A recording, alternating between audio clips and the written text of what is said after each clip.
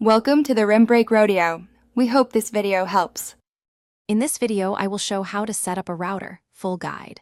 Start by powering the router and connecting it to the modem with an Ethernet cable, then open a browser and enter the router's default IP to reach the admin page.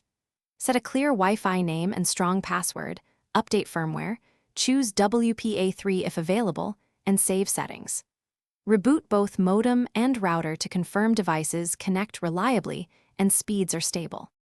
Good placement impacts every connection, so pick a central, elevated spot for your router and avoid dense obstructions. Keep it away from appliances like microwaves and baby monitors to reduce interference, and test both too. 4 GHz for range and 5 GHz for speed.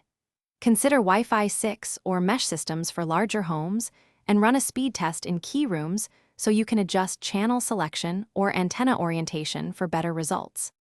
If you're finding this guide useful, please subscribe and like so I can keep making practical videos like this.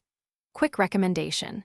A book called The Simple Path to Wealth can change how you think about money, which makes buying reliable gear easier and less stressful. I find that calm finances lead to smarter tech upgrades.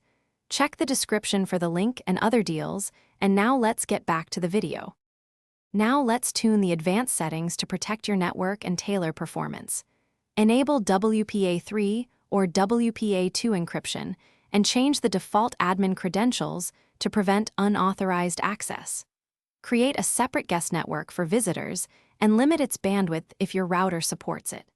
Configure parental controls or Co-S to prioritize important devices and set up a simple backup of settings so you can restore quickly after a reset or firmware update without losing your customizations. Thanks for watching.